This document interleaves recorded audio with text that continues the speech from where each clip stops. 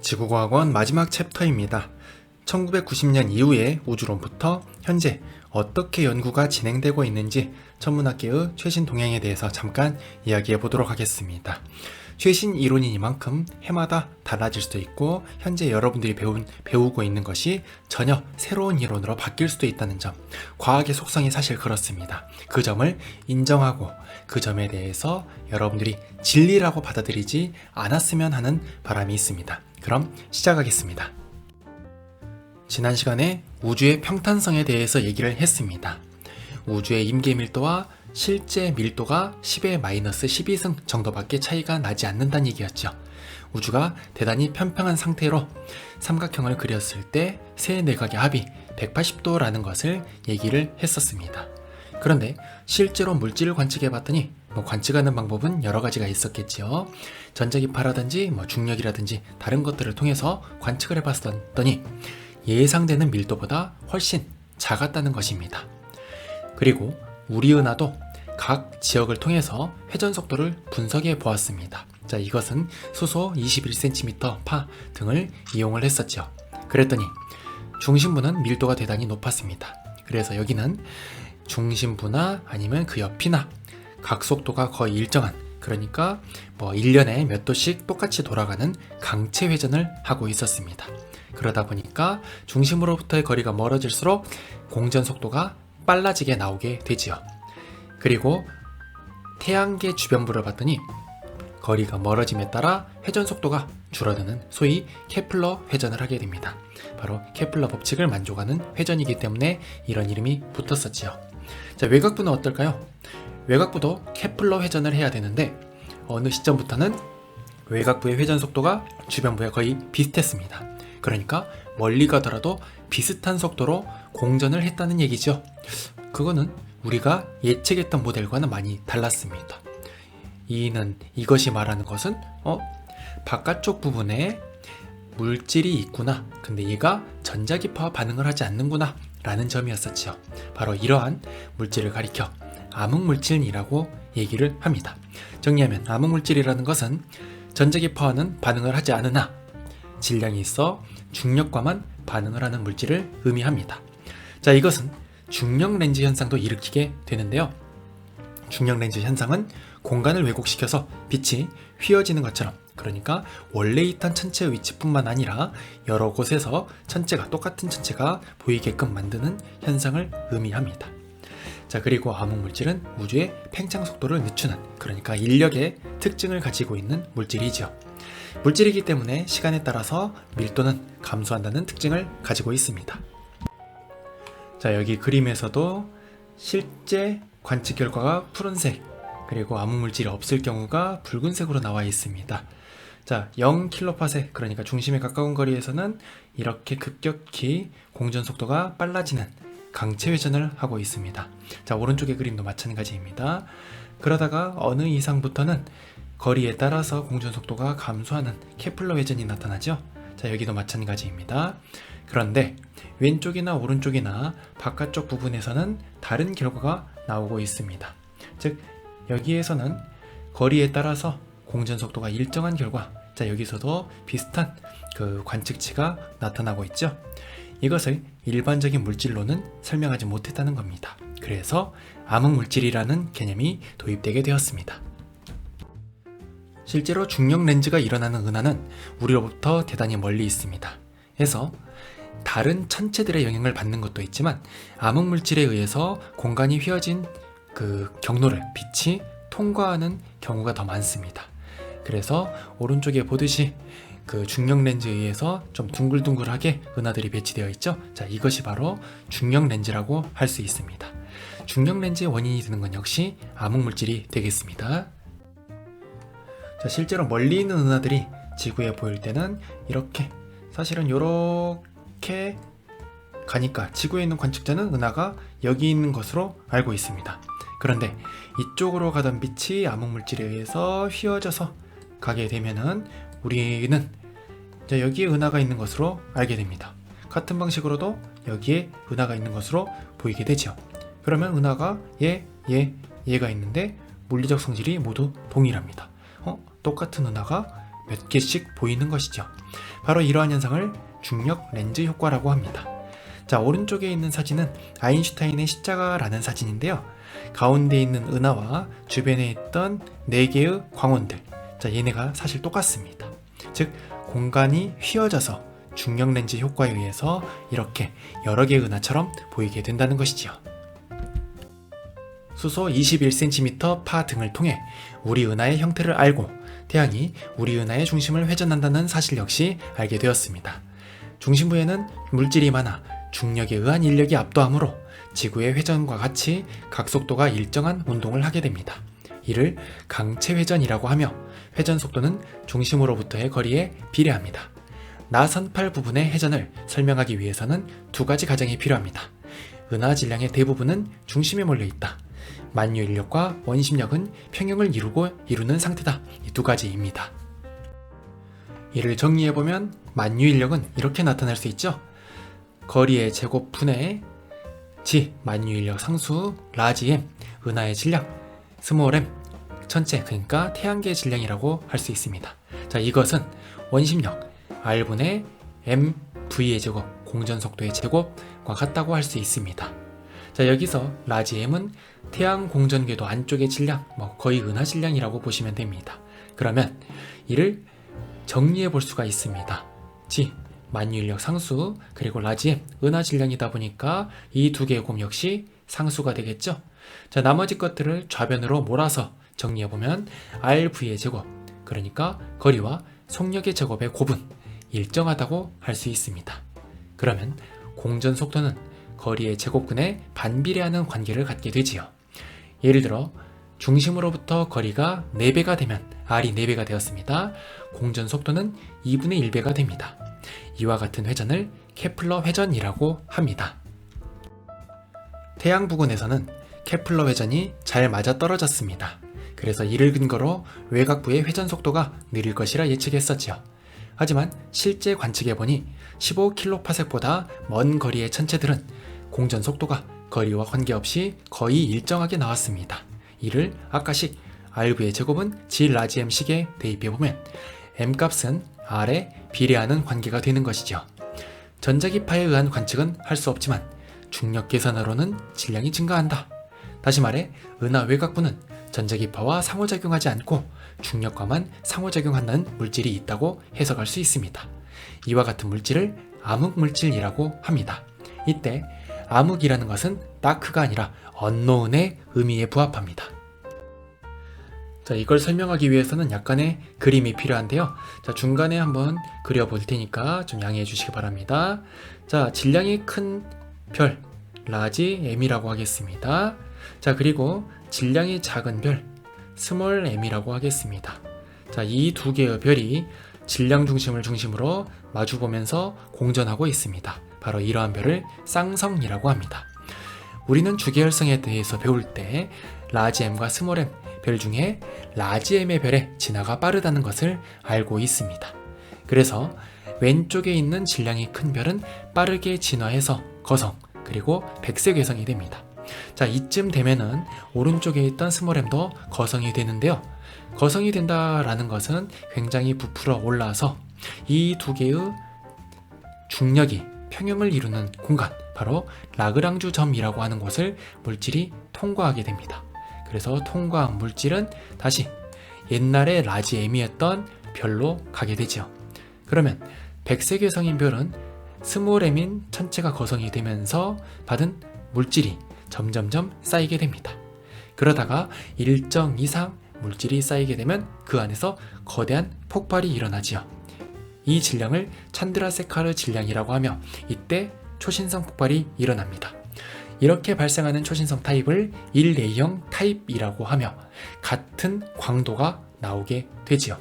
바로 이러한 과정이 1레이형 초신성이 만들어지는 과정이다 라고 할 수 있겠습니다. 자, 그럼 본문 읽어보겠습니다. 별들은 대부분 쌍성입니다. 2개 이상의 별이 서로에게 중력을 미치며 자전과 공전을 하는 형태이지요. 태양이 매우 특이한 경우라 할 수 있습니다. 앞에서 봤다시피 질량이 큰 별은 작은 별보다 진화 속도가 빠릅니다. 먼저 거성이 되고 백색 외성으로 생을 마감합니다.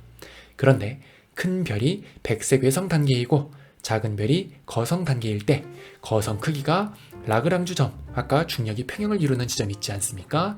거기에 육박하게 되면 이를 통로로 하여 물질이 백색 외성으로 유입됩니다. 백색 외성은 중력이 크므로 유입된 물질은 압축되고 어느 이상이 되면 초신성과 같이 폭발합니다. 초신성처럼 폭발한다 라는 얘기입니다. 이를 임계질량이라고 하며 임계질량이 태양의 1.44배보다 클 때, 그러니까 임계질량이 태양의 1.44배 정도일 때 초신성 폭발이 일어나죠. 이를 찬드라세카르 질량이라고 합니다. 이를 1A형 초신성이라고 하며 질량과 폭발 에너지가 수학적으로 구현되어 있으므로 천체까지의 거리와는 관계없이 그 밝기, 광도가 같습니다. 그래서 멀리 있는 은하까지의 거리를 측정하는 데 사용되는 척도가 됩니다. 자라고 할 수 있지요. 그래서 1A형 초신성을 표준 촉불 또는 표준 촉광이라 불리기도 합니다. 멀리 있는 1A형 초신성을 관측할 수 있습니다. 그래서 적색 편입값과 광도 곡선을 그래프의 형태로 나타낼 수가 있었죠. 그랬더니 우주에 물질만 존재할 때의 예측 밝기보다 약 15% 정도 어두운 것을 확인할 수 있었습니다. 자, 광도를 알고 있는 별이 생각했던 것보다 어둡다라는 것은 멀리 있다라는 얘기죠. 그러면 얘네가 후퇴하는 힘보다도 더 멀리 가 있기 때문에 공간을 팽창시키는 어떤 에너지가 있을 것이다 라는 결론에 이르게 되었습니다. 우리는 이것을 암흑 에너지라고 하지요. 이때 암흑이라는 것도 역시 다크라는 말이 아니라 unknown이라는 뜻에 가깝습니다. 암흑 에너지는 물질과는 달리 공간에서 청력으로 작용합니다. 그리고 이것은 공간 자체에 작용하는 힘이기 때문에 시간이 지난다고 해도 그 밀도는 일정하죠. 공간 자체의 힘이라고 보면 되겠습니다. 그래서 초기에 물질이 우세했을 때는 우주가 인력이 우세해서 감속 팽창을 하지만, 그러니까 팽창 속도가 줄어들었지만 공간이 늘어남에 따라서 공간 에너지가 커진다면 오히려 팽창하는 속도가 빨라지게 됩니다. 즉 암흑 에너지의 비율이 늘어났을 때, 높아졌을 때 우주의 팽창 속도가 점점점 빨라지는 가속 팽창이 일어났다고 할 수 있겠습니다. 자, 왼쪽의 그림을 보면 적색 편입값에 따라 겉보기 등급 1A형 초신성의 겉보기 등급이 나와 있습니다. 적색 편이라는 것은 그만큼 후퇴하고 있다, 후퇴하는 속도를 의미해주는 인자지요. 그리고 겉보기 등급을 통해서 초신성까지의 거리를 알 수 있습니다. 자, 가속 팽창 우주와 감속 팽창 우주 모델이 있는데 가속 팽창 우주가 겉보기 등급이 더 어두운 그런 모델로 나오고 있습니다. 자, 둘을 봤더니 적색 편의가 있는 모델인데 점점 갈수록 가속 팽창 우주, 그러니까 우리가 관측하던 것보다 더 어둡게 보인다는 것을 알 수가 있었지요. 이것은 우리가 생각하는 후퇴 속도보다 더 멀리 가 있다, 생각보다 더 뒤에 있는데 라고 생각할 수밖에 없었던 겁니다. 바로 공간이 팽창하고 있었기 때문이죠. 그래서 이 공간의 팽창을 설명하기 위해서 암흑 에너지라는 개념을 도입하게 되었습니다. 실제 관측해 본 결과는 1A형 초신성의 적색 편의에 따른 거리 관계를 구현해 본 것과 차이가 있었습니다. 예측했던 적색 편의보다 거리가 더 멀었던 것, 그러니까 15% 정도 어둡게 관측되었던 것입니다. 이는 후퇴하는 은하의 속도 이상으로 멀어지게 만드는 힘이 있다는 결론을 내리게 되었습니다. 무빙워크에서 걸으면 걷는 속도보다 더 빨리 이동하는 것처럼 말이지요. 그래서 공간을 팽창시키는 힘, 청력을 암흑 에너지라고 하였습니다. 역시 잘 모른다는 뜻의 암흑입니다. 암흑 에너지는 중력과도 전자기파와도 상호작용하지 않으며 공간 에너지이기 때문에 물질과는 달리 시간이 지남에 따라 밀도가 변하지 않습니다. 현대 물리학에서는 우주를 쿼크, 렙톤, 매개입자, 그리고 힉스 보손으로 설명을 합니다. 총 17가지의 입자를 가지고 얘기를 하지요. 자, 이러한 모형을 가리켜 표준 모형이라고 합니다. 자, 먼저 쿼크라는 것, 소립자지요.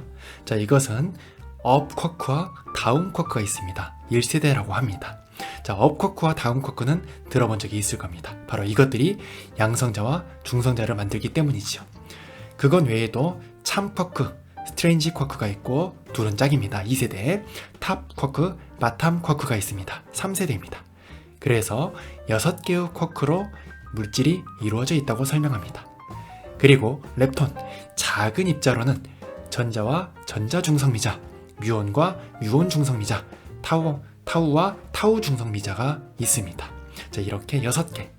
그리고 힘을 매개하는 입자를 보손이라고 하는데요. 자, 보손은 먼저 글루온이 있습니다. 글루온은 강력을 부여하는 힘인데요. 굉장히 가까운 거리에서 핵융합을 일으키는 여러 가지 커다란 핵을 만드는 힘입니다. 그리고 Z 보손과 W 보손이라는 것은 양력을 이끌어내는 힘입니다. 그러니까 중성자가 양성자로 분해될 때 작용하는 힘이라 할 수 있습니다. 광자는 말 그대로 빛이라고 보시면 되겠습니다. 자, 이건 모두 보손이라고 하는데 보손은 스핀이 1인 매개 입자를 의미합니다. 그냥 그렇다고만 알고 계시면 되겠어요. 자, 그런데 옛날에는 이러한 입자들의 질량이 다른 이유를 설명하지 못했습니다. 그래서 이를 설명하기 위해서 입자마다 매력도가 달라서 힉스 입자라고 하는 가상의 입자가 들러붙는 정도가 다르다고 얘기했습니다. 가상의 입자를 피터 힉스라는 과학자가 설명했기 때문에 힉스 입자라는 이름이 붙게 되었었죠. 그리고 이것은 2013년 정도 그때 LHC에서 입자 가속기를 통해서 물질을 충돌시키는 실험을 통해 알려지게 되었습니다. 그래서 노벨 물리학상을 받게 되었죠. 만약에 그 양반이 돌아가셨다면 물리학상을 받지 못했는데 다행스럽게도 살아계셨기 때문에 50년이 지난 이론에서도 노벨 물리학상을 받을 수가 있었습니다. 아무튼 이렇게 여러 가지 입자와 힘매개 입자, 보손 등을 통해서 현대의 우주를 설명하고 있습니다. 지구과학적인 내용은 아니지만 결국에는 모든 학문들이 연결되어 있기 때문에 이런 내용도 있다라는 것을 소개하는 측면에서 여러분들에게 말씀을 드린 겁니다. 이러한 물질들을 가지고 우주에 대한 연구가 이루어졌습니다. 그랬더니 우리가 보는, 인식하는, 그러니까 전자기파와도 상호작용을 하고 중력과도 상호작용을 하는 물질은 전체 우주의 4.9% 밖에 되지 않는다는 것을 알게 되었었지요. 이것은 현재까지의 이론입니다. 진리가 아님을 다시 한번 말씀드립니다. 그리고 전자기파와만 상호작용하지 않고 중력과 상호작용하는 물질, 바로 암흑물질이 26.8% 있다는 것도 알 수 있었습니다.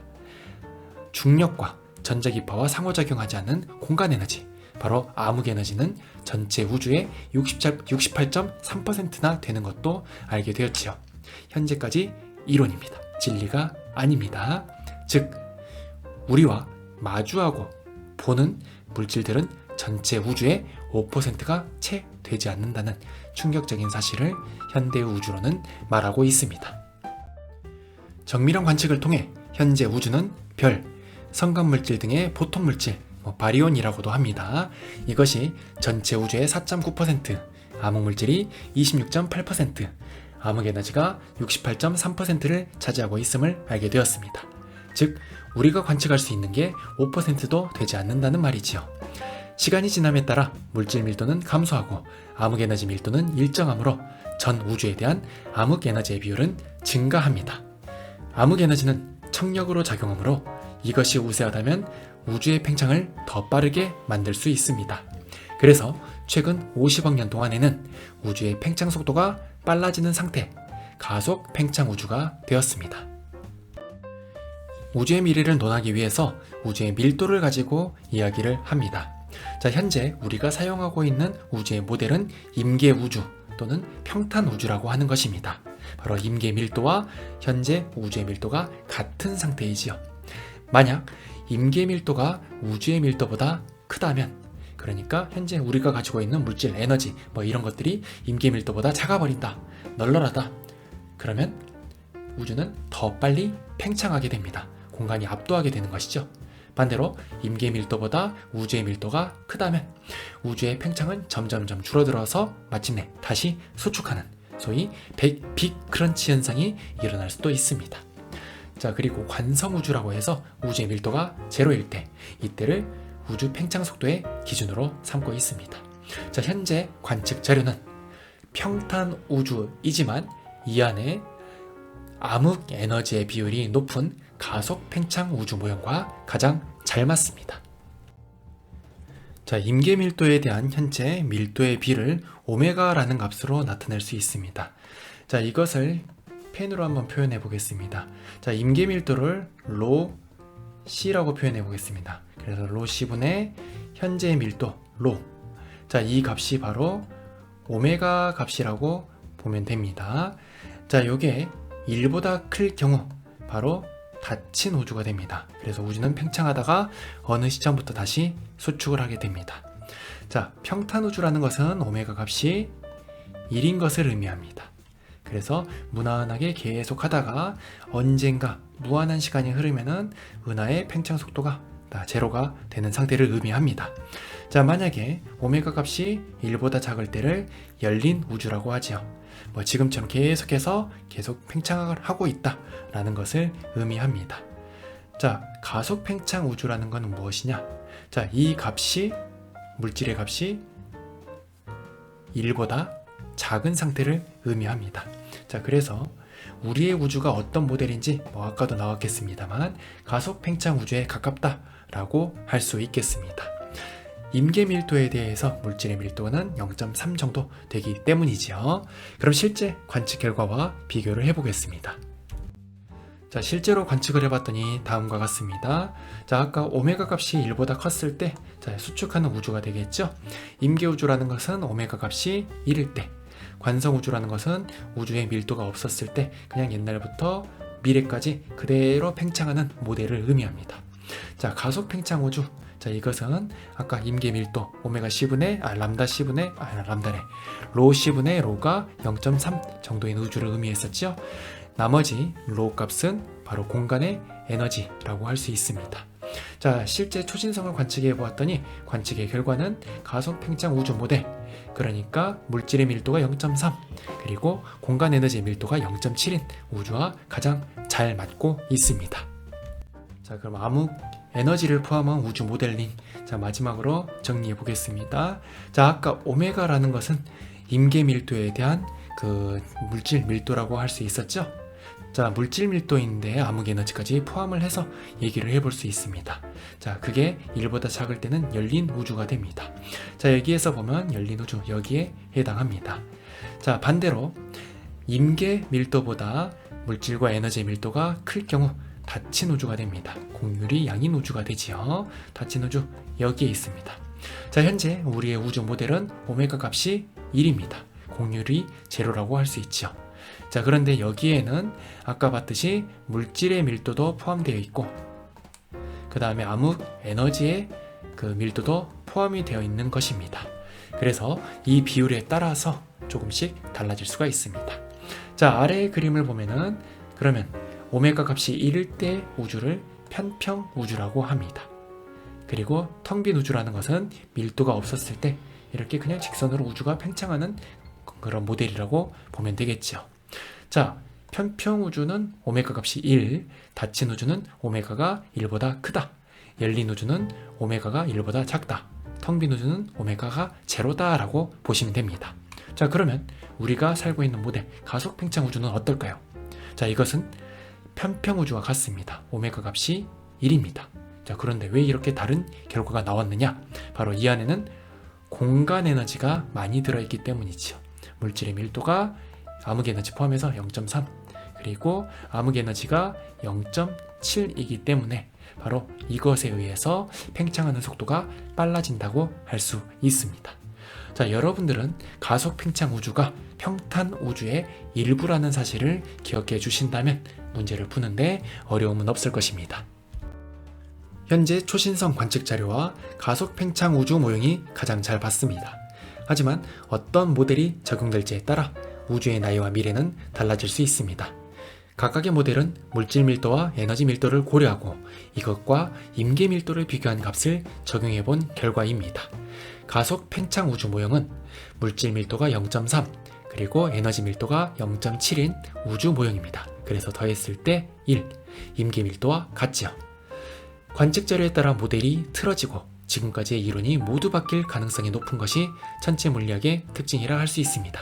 그래서 결과는 최대한 객관적으로, 해석은 최대한 겸손하게 하고 진리가 아닌 잠정적인 가설이라는 생각으로 접근을 해야 하겠습니다. 여기까지 해서 천문학 파트 내용 설명을 마치도록 하겠습니다. 자, 문제풀이로 들어갑니다. 그림가는 우주에 대한 두 과학자의 설명을, 나는 현재 우주를 구성하는 요소의 비율을 나타낸 것입니다. 기억, 니은, 디귿은 각각 보통 물질, 암흑 물질, 암흑 에너지 중 하나라고 했네요. 자, 퍼센트를 보니까 기억이 암흑 에너지, 그리고 니은이 암흑 물질, 그리고 디귿이 보통 물질임을 알 수가 있습니다. 자, 왼쪽의 과학자 보니까 나사 누나의 회전 속도를 관측했던 것과 예상한 것과 달랐다 라고 했었죠. A에 의한 중력이 영향을 미친다 라고 했습니다. 그럼 A는 암흑 물질이 되겠네요.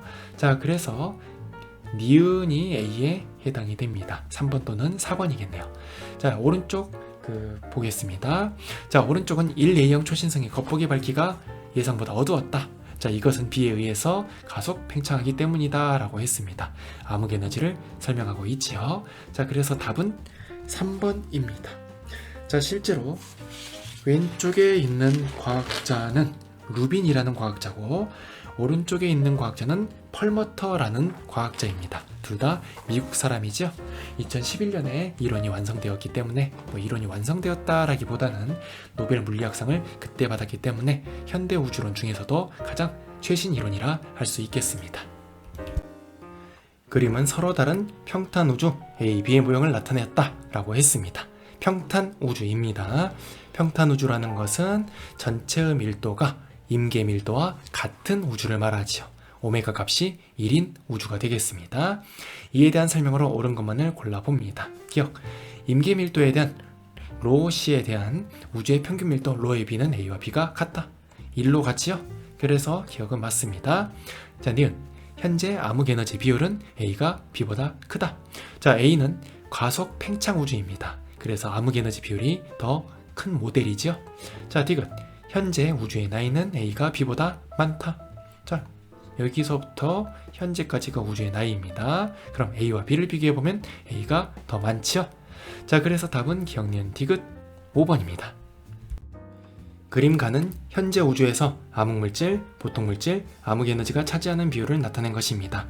나는 우리 은하의 회전 속도를 은하 중심으로부터 거리에 따라 나타낸 것이죠. A는 관측 가능한 물질만을 추정한 값, 그리고 실제 관측값 중 하나입니다. 자, 이렇게 나와 있는데 우리는 이제 연습을 했다면 어렵지 않게 구할 수 있습니다. 자, 가에서 기억은 보통물질, 니은은 암흑물질, 그리고 디귿은 암흑 에너지입니다. 자, 그 다음에 A와 B가 있는데 추정값은 B, 실제 관측값은 A입니다. 옳은 설명을 골라보겠습니다. 기억과 니은은 현재 우주를 가속 팽창시키는 역할을 한다. 가속 팽창시키는 역할을 하는 것은 암흑 에너지, 바로 여기에서 디귿에 해당을 합니다. 자, 니은, 관측 가능한 물질만을 고려한 추정값은 B이다. 자, 맞습니다. 디귿, A와 B의 회전 속도 차이는 디귿의 영향으로 나타난다. 암흑 물질 때문이죠. 가에서 암흑 물질은 니은입니다. 자, 그러므로 답은 2번이 되겠습니다. 그림 가는 현재 우주를 구성하는 요소 기억, 니은, 디귿의 상대적 비율을, 나는 우주 모형 A와 B에서 시간에 따른 우주의 상대적 크기입니다. 자, 이것도 비슷한 문제네요. 보통 암흑 에너지 중 하나라고 했네요. 자, 기억, 별과 행성은 기억에 해당한다. 비율을 봤을 때 기억은 암흑 물질입니다. 별과 행성은 전자기파와 상호작용하죠. 그래서 니은에 해당합니다. 니은, 대폭발 이후 현재까지 걸린 시간은 A보다 B에서 짧다. 자, 현재가 여기 있으니까 여기가 대폭발이 되겠죠? 걸린 시간은 B에서 짧습니다. 자, 디귿, A에서 우주를 구성하는 요소 중 디귿이 차지하는 비율은 T 시기보다 현재가 크다. 자, 우주가 계속 팽창하면서 물질의 밀도는 감소하고 에너지의 밀도는 일정하다라고 했습니다. 그러면 상대적으로 에너지가 차지하는 비율은 현재로 오면 올수록 커지겠죠? 자, 그래서 디귿의 설명도 맞습니다. 답은 4번입니다. 표는 현재 우주 구성 요소 A, B, C의 비율이고 그림은 시간에 따른 우주의 상대적 크기 변화를 나타낸 것입니다. 보통 암흑물질, 암흑에너지 중 하나라고 했네요. 자, 앞에서 연습이 충분히 되어 있다면 무엇인지는 금방 고르실 수 있을 겁니다. 자, 그럼 보기 보겠습니다. 자, 기억. B는 보통 물질이다. 비율을 봤을 때 얘는 암흑물질입니다. 니은. 빅뱅 이후 현재까지 우주의 팽창 속도는 일정하다. 오른쪽에서 기울기가 팽창 속도가 되겠죠? 일정한가요? 그렇지 않지요? 자, 디귿. A의 비율 분의 B의 비율 플러스 C의 비율은 100억 년 후가 현재보다 작을 것이다. 자, A는 암흑에너지, B는 암흑물질, C는 보통 물질입니다. 시간이 지날수록 물질의 비율은 감소하고 에너지의 비율은 증가합니다. 즉, 디귿에서 분모는 증가, 분자는 감소하기 때문에 100억 년 후가 현재보다 작을 것입니다. 그래서 이 문제의 답은 디귿 2번이 되겠습니다. 여기까지 해서 부족하지만 지구과학 1 내용에 대한 전체 강의를 마치도록 하겠습니다. 끝까지 들어주시고 믿고 따라와 주신 여러분들에게 대단히 고마운 마음 전하고 싶습니다. 자, 수능이든 내신이든 여러분들이 준비를 하는 데 있어서 어려움이 없도록 저도 최선을 다해 노력하도록 하겠습니다. 긴 시간, 긴 기간 동안 공부하시느라 대단히 수고 많으셨습니다. 대단히 감사합니다.